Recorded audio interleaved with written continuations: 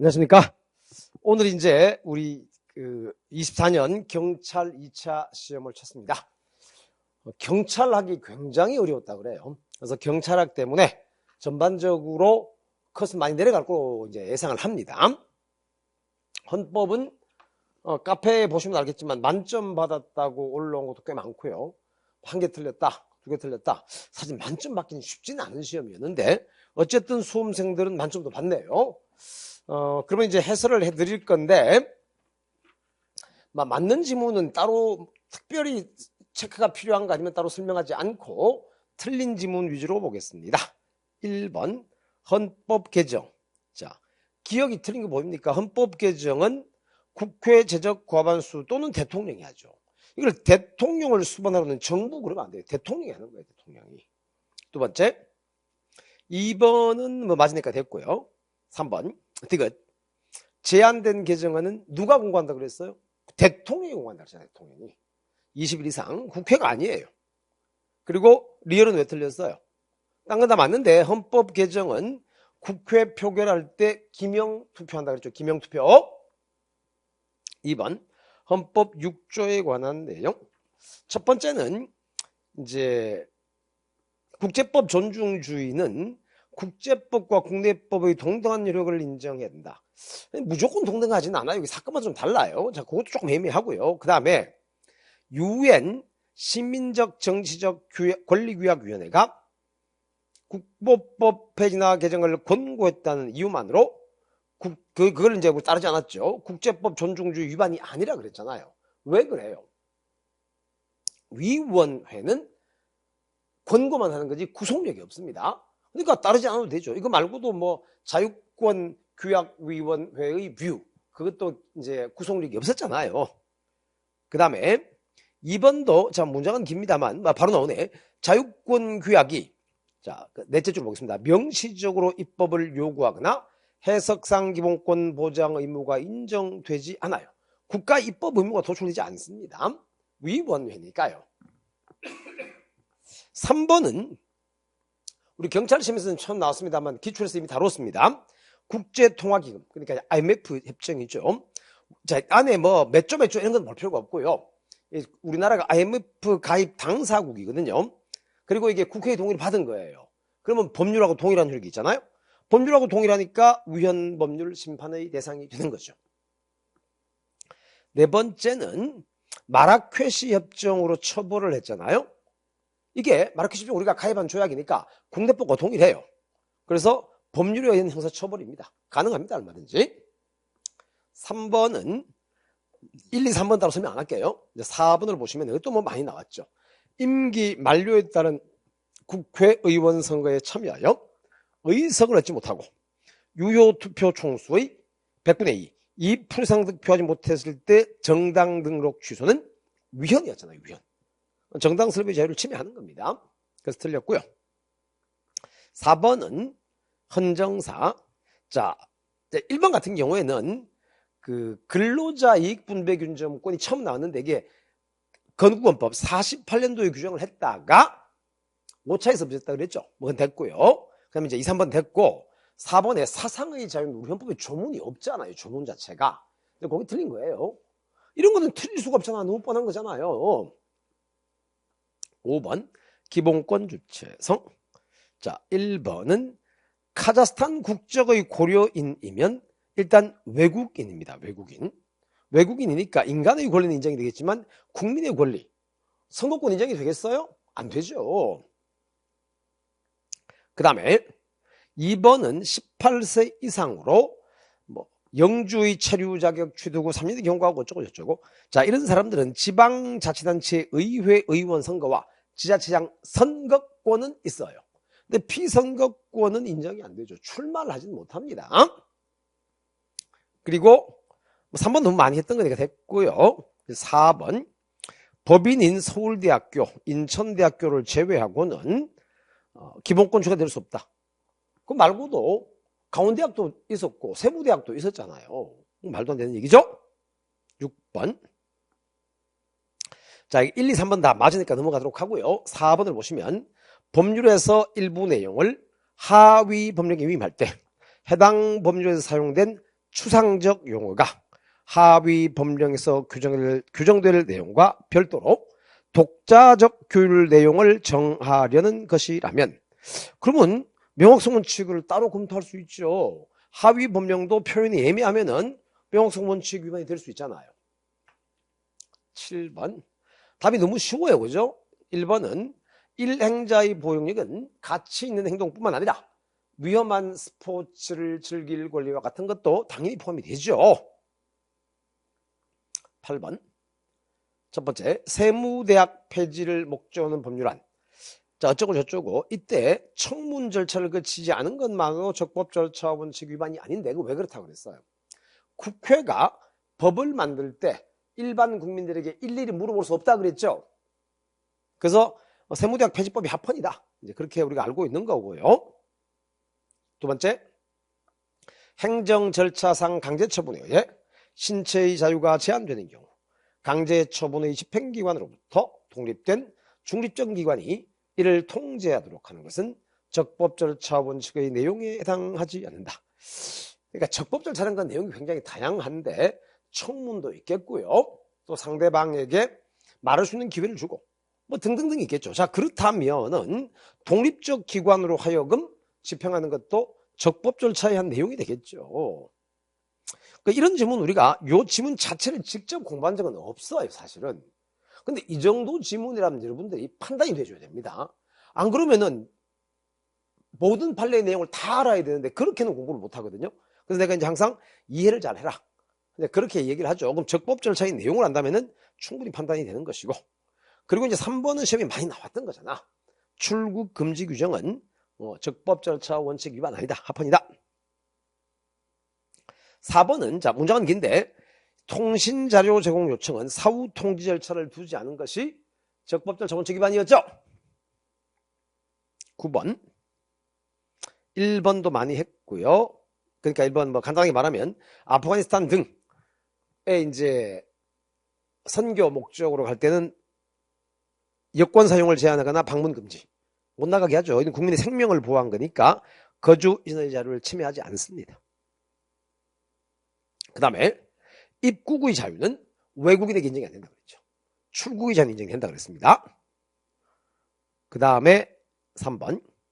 국민의 거주 이전의 자유는 국외에서 체류지와 거주지를 자유롭게 정할 수 있는 해외여행의 자유, 해외 이주의 자유 뭐 다 포함하는데 외국 체류를 중단하고 다시 돌아올 입국의 자유도 당연히 되지. 그럼 한국 사람이 해외여행 갔다가 못 돌아옵니까? 그 말도 안 되는 얘기고요. 또 출전이 된 적이 있고요. 4번이 처음 나왔어요. 근데 이게 내가 모의고사에서도 여러 번 냈고 기출문제집에서도 예상판례로 넣어놨던 거 기억나요? 물론 이 문제는 3번까지만 보고 4번 안 봐도 답을 찍을 수 있어야 돼요. 근데 사실 4번은 출제는 처음이지만 내가 예상판례로 분명히 넣어놨어요. 그리고 모의고사에서도 여러 번 했고. 자, 주민등록 여부는 거주 인자와 직접 관계가 없다 그랬죠. 그래서 현역병이, 이 사람 얘기는 뭐야? 자기는 이제 주소지를 부대로 옮기겠다는 거잖아요. 그거 안 된다 그랬죠. 이때 거주 이전의 자유가 제한되지 않습니다. 10번. 직업의 자유에 포함되는 것. 자, 1번 왜 틀렸어요? 기업 설립 경영의 자유는 직업의 자유에 포함이 됩니다만 원하는 직장 제공 당연히 안 되죠. 3번은 직장 상실로부터 직접 보호 될까요? 안 됩니다. 직장 존속 청구권 인정 안 되죠. 그 다음에 뭐 4번도 똑같죠. 직장 존속 보호 청구 안 됩니다. 직업 교육장 선택의 자유는 포함이 되죠. 그죠? 11번. 첫 번째, 어린이집 CCTV 설치를 왜 한다고 그랬어요? 애들 학대하는 거 못하게 하려고 하는 거죠. 사생활의 비밀이 침해되지 않습니다. 합헌입니다. 합헌. 2번, 이건 최신 판례 할 때 있죠. 대체복무요원 생활관 내부에 CCTV를 설치하는 것 역시 침해는 아니었습니다. 그리고 3번, 교도소장이 수형자의 정신과 진료 현장과 화상진료 현장에 간호직 교도관을 입회시킨 것은 결국 이게 이제 안전 때문에 그런 거잖아요. 갑자기 막 난동을 부리고 이런 문제가 있으면 안 되니까 역시 합헌이었고요. 4번. 요게 24년 소방인가에도 시험에 나왔고, 물론 그 이전에도 나온 적이 있습니다. 그리고 이건 내가 강원련에도 문제를 냈고, 우리 또 동영에도 나왔던 건데요. 자, 사생활의 비밀의 경우에는 공적 영역의 활동은 다른 기본권에 보호되는, 요거는 그냥 계정자로 보호될 수 있는, 그렇죠. 계정자죠. 계정자로 보호될 수는 있지만, 사생활의 비밀에서 보호되지는 않습니다. 그러니까 이제 개인정보 자기결정권은 공적 생활에서 형성되었거나 이미 공개된 것도 보호 대상이 되지만, 사생활의 비밀은 이미 공개된 것, 또 공적 생활의 영역, 이런 거는 사생활의 영역은 아니다. 12번. 자, 1번이 왜 틀렸어요? 양심은 어떤 일의 옳고 그름을 판단할 때 그렇게 행동하지 아니하고는 자신의 인격적 존재 가치가 무죽을 막 것이라는 강력하고 진지한 마음 소리까지 맞는데, 추상적 양심이 아니에요. 구체적 양심이에요. 추상적이지 않죠. 2번. 양심은 대상이나 내용 또는 동기에 따라 판단할 수 없어요. 이성적이냐 합리적이냐도 문제되지 않습니다. 모든 양심상 결정이 양심의 자유에서 보고되죠. 3번은 맞는 얘기고요. 4번은 국가는 국민의 기본권을 확인하고 보장할 의무가 있고, 어떤 사람이 양심적 병역 거부를 주장할 때는 자신의 양심을 외부로 표시하여 증명할 최소한의 의무가 있죠. 틀릴 수가 없는 문제입니다. 13번. 자, 이것도 다 출제됐던 건데 2번 질문을 보면은 구치소에 있을 때 종교 행사에 참석을 못하게 하는 건 위헌이었잖아요. 근데 이건 어떻게 됐어요? 공간이 하나뿐이다 보니까 4대 종교가 돌아가면서 4주에 한 번씩 일요일이 아닌 요일에 종교 행사를 했죠. 이거는 공간이 부족하니까 어쩔 수 없잖아요. 합헌입니다. 종교의 자유를 침해하지 않아요. 그 다음 14번. 14번이 1번 지문만 놓고 보면 조금 어려웠을 거예요. 근데 이제 보세요. 2번, 3번, 4번이 공사공단 선거운동 금지가 전부 위헌이라고 그랬잖아. 그러니까 굳이 뭐 1번을 몰라도 답은 맞추는 거거든요. 그래서 1번을 보시면은 농협, 수협의 상근지간에 대해서 선거운동 금지. 요거는 선거운동의 자유를 침해하지 않는다고 봤죠. 그 외에 공사공단. 농협은 공사하고는 좀 다르니까요. 그렇게 보시면 쉽게 판단이 될 거고, 15번 같은 경우에 이제 숫자 맞추는 문제는 사실은 조금 어렵게 느낄 수는 있어요. 근데 첫 번째, 지자체 공무원이 연수를 위한 휴직기간이 2년인데 이 2년은 연수 휴직기간의 상한을 제한하는 것으로서 공직 취임의 기회를 배제하거나 신분을 박탈하는 게 아니죠. 그래서 이 휴직 조항 때문에 법학전문대학원 로스쿨에 진학하려는 구급 공무원의 공무 담임권의 침해될 가능성이 없죠. 상식적으로 보더라도. 자, 그러면 일반 회사는 휴직이 2년씩 이렇게 주지도 않아요. 근데 공무원은 2년간 휴직을 할 수 있고, 이 사람에게는 그 로스쿨 과정이 3년이니까 그 휴직 기간 동안 로스쿨을 가겠다. 그럼 그만두고 가야지. 휴직 기간이 그렇다고 뭐 3년, 4년 무한정 늘려줄 수는 없는 거잖아요. 그러니까 공무담임권의 침해될 가능성이 아예 없죠. 그리고 또 로스쿨이라는 거는 변호사가 되는 거지 공무원이 되는 건 아니잖아요. 그렇게 보시면 되고, 그 다음에 이 니은 판례가 이게 아주 옛날 판례여서 조금 판단이 어려웠을 거예요. 농업협동조합장이 지방의회 의원 선거 후보자가 되려면 지방의회 임기 만료일 전 90일 전까지 그 직에서 해임되도록 하는, 이게 공무담임권 침해가 되는데요. 자, 이거 기억나요? 농협 등 지방공사공단 직원이 선거에 출마를 못하게 하는 것은 위헌이고, 당선 이후에 겸직금지는 합헌이라는 판례가 있습니다. 그겁니다, 이거. 약간 표현이 지금 다르게 나오긴 했어요. 그래서 이제 2번 니은 같은 경우에는 조금 어렵긴 했을 거예요. 디귿은 여러분 했고요. 리얼은 뭐 최신 판례죠. 공무담임권 침해입니다. 길게 얘기할 것도 없겠고. 그래서 아마 요거는 1번, 2번 기억 니은을 갖고 조금 헷갈렸을 수는 있겠다. 16번 1번은 이제 정식 재판을 청구했을 때 약식 명령보다 무거운 형을 선고하지 못하는 거 당연히 합헌이고, 당연히. 2번은 기피 신청이, 원래 기피 신청이 들어오면은 이제 판사가 그 기피를 당한 판사가 하면 안 되고 그 판사가 속한 법원의 합의부에서 판단을 하게 되어 있습니다. 원래는. 자, 원래는 그런데 근데 소송 지연의 목적이 명백할 때는 신청을 받은 법관이 스스로 기각할 수 있어요. 합헌이죠, 합헌. 그 다음에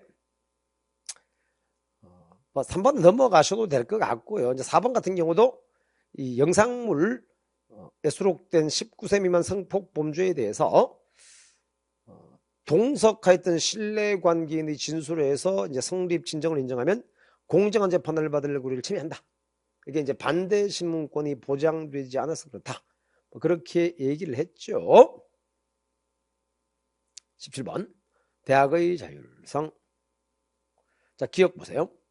학칙 제정 또는 개정에 대한 대학 평의회 심의사항을 규정하는 고등교육법 조항 어쩌고저쩌고. 자, 근데 이런 것도 사실 처음 보는 지문이긴 할 거예요. 근데 한번 생각해 보세요. 대학의 자율적 의사결정을 누가 해야 될까요? 총장이 해요? 교수 개인이에요? 그러지 못할 거 아니에요. 그러니까 이 경우에 평의회 위원, 그러니까 위원회에서 결정하는 게 대학의 자율권을 침해한다고 볼 수는 없죠. 그리고 대학의 자율권을 정면으로 침해한 사건은 강원대 사건 말고는 없습니다. 그리고 2번도 니은도 마찬가지가 되겠는데요. 교원들이 주도적 역할을 하는 건 맞겠지만 교육과 연구에 관한 사항을 모두 교원이 전적으로 결정합니까? 국가가 간섭할 수 있다고 했잖아. 이건 여러분 출제가 됐던 겁니다, 이미. 그리고 디귿이 처음 나온 판례인데 요거 내가 역시 기출문제집에 예상문제로 넣어놨고 동형 모의고사에서도 다뤘던 겁니다. 그러니까 서울대학교 저소득 학생 특별 전형 모집을 할 때 수능 위주만으로 선별하는 게 그 다음 줄 불합리하게 박탈한 거 아니죠? 합헌입니다, 합헌. 그래서 이것도 이제 틀렸겠고요. 자, 리얼은 길게 볼 거 없이 긴급조치 사건이 너무 많거든요. 다는 모르고 긴급조치는 전부 위헌 결정이 났잖아요. 그래서 긴급조치에서 학생이 모든 집회 시위를 금지하는 대학의 자체를 본질적으로 침해한다. 그래서 이제 물론 아까 이제 강원대 사건이 대학의 자체를 침해했다 그러지만 물론 이제 그건 최근 사건이고 이제 긴급조치는 전부 위헌 결정이 났으니까 대학의 자체를 침해한 게 맞겠죠. 그렇게 보시면 됩니다. 18번 인간다운 생활권. 1번 나왔던 겁니다. 지자체장을 위한 퇴직급여를 규정하지 않았죠. 합헌입니다, 합헌. 2번은 최신 판례예요. 외국인만으로 구성되는 가구 중 영주권자 및 결혼 이민자만을 긴급재난지원금에 포함시키는, 이건 다른 사람들을 차별했습니다. 그래서 이게 인간다운 생활권 침해, 평등권 침해로 봤던 거죠. 3번은 많이 했던 거예요. 3번도 나오긴 처음 나왔겠네. 근데 이것도 내가 예상 문제로 넣어놨던 겁니다. 산재보험법상 유족급여를 수령할 수 있는 소정의 유족의 범위에 직계혈족의 배우자, 직계혈족의 배우자가 뭐라 그랬죠? 며느리 사위를 포함시키지 않는 거. 합헌입니다, 합헌. 근데 그때도 수업할 때 뭐라고 했어요? 요즘은 뭐 이렇게 예전에는 사별을 하더라도 뭐 와이프가 죽었다 하더라도 처가와 인연을 끊지 않고 또 신랑이 죽었다 하더라도 시댁하고 뭐 좋든 싫든 인연을 끊지 않고 살았는데 요즘은 안 그렇잖아요. 그러니까 직계혈족의 배우자를 포함시키지 않는 게 합헌이다. 그리고 4번은 굳이 얘기를 안 해도 될 것 같고요. 19번 1번이 최신 판례잖아요. 자, 태아의 성별고지 금지에 대해서 32주 이전에는 고지하지 못하도록 금지할 이유가 있다. 무슨 말이죠? 32주 전에 고지를 못하는 게 위헌 결정이 났잖아요. 그렇다면은 금지해야 될 이유가 없는 거지요. 그 다음에 2번 최판 때 정리했던 겁니다. 당사자 사이 혼인의사의 합의가 없음을 이유로 혼인 무효 판결할 때, 자, 이거 계정자를 제한한다. 계정자. 가족생활권 제한되지 않습니다. 이것도 재판 때 명시적으로 얘기했던 거예요. 명시적으로. 그렇게 보시면 되고, 3번은 맞으니까 됐겠고, 4번도 많이 했죠. 이게 그 생부의 가족생활권 침해는 아니고요. 아기 입장에서는 이제 출생 즉시 등록될 권리를 침해했다. 그렇게 보는 거였죠. 20번. 또 국방의 의무. 4번 바로 보겠습니다. 국정원 채용 시험에서 병역 필요한 거. 이거는 병역 의무 이행으로 인한 불이익이 아니고 뭐라 그랬어요? 병역 의무 이행 중에 입은 불이익, 중에 입은 불이익. 이행으로 인한 불이익이 아닙니다. 그렇잖아요. 병역 의무 이행으로 인한 불이익은 하나밖에 없잖아. 뭐였더라? 군 법무관 출신이 제대 후 자기가 근무했던 부대 앞에서 기업을 못하게 하는 거. 이건 이제 제대 이후의 불이익이니까 병역 의무 이행으로 인한 불이익이고, 그 외에는 병역 의무 이행으로 인한 불이익은 없다고 그랬죠. 자, 이렇게 설명을 드렸는데, 이제 시험이라는 게 항상 그래요. 시험 치고 나면 만지려고 하는 학생들이 카페에 보면 뭐, 쌤 100점 받았어요, 한 개 틀렸어요. 그런 학생도 많고요. 또 쌤 못 봤어요. 이런 학생도 항상 있어요. 그건 왜 그럴까요? 우리 중고등학교 시험 쳐도 항상 잘 보는 사람이 있고 못 보는 사람이잖아. 똑같은 교재로 똑같은 수업을 들어도 똑같은 점수가 안 나와요. 그 똑같은 점수가 나오면은 선발을 할 수가 없지요. 그러니까 시험이란 거는 의도적으로 함정을 파고 기다리는 거기 때문에 모든 사람이 잘 본다는 것은 있을 수가 없습니다. 그러면 커트라인을 정할 수가 없잖아요. 모든 사람이 다 100점 받으면 어떻게 뽑겠어요? 자, 결국 여러분들은 다 알면 제일 좋아요. 다 알면. 근데 그건 불가능한 얘기야. 다 알겠다는 건 공부를 안 하겠다는 말하고 똑같거든요. 그러니까 결국 기출된 내용을 정확하게 공부하는 습관을 길러야 돼요. 최신 판례 정리하고. 그러면은 합격하는 거죠. 궁금하신 분들은 카페 한번 돌아보세요. 지금도 뭐 쌤 잘 봤습니다. 뭐 굉장히 많아요. 굉장히. 근데 분명히 못 본 사람도 많을 거예요. 근데 그런 사람들 글을 잘 안 올리니까 이제 그런 거고요. 어쨌든 또 이제 앞으로 공부를 어떻게 해야 될지 궁금하고 이러신 분들은 뭐 카페에 따로 질문을 하셔도 되고 학원으로 찾아오셔도 되고, 그리고 필기를 잘 보신 분들은 체력하고 면접을 잘 보셔야 되죠. 이 체력하다가 너무 오버해서 가끔 이렇게 부상을 입어갖고 최종 합격을 못하는 분들이 있어요. 너무 안타까운 일이니까 체력 준비하실 때도 부상 입지 않은 범위 내에서 이 말이 참 어려운 얘기인데 누군들 뭐 부상을 입고 싶어서 있겠어요? 그렇지만 여하튼 무리하지 않는 범위 내에서 지금부터는 진짜 떨어진 낙엽도 조심해야 돼. 그래서 체력 관리 잘 하시고 면접까지 해서 꼭 최종 합격을 누리시길 바랍니다. 자, 해설 강의는 이걸로 마치겠습니다. 수고했습니다.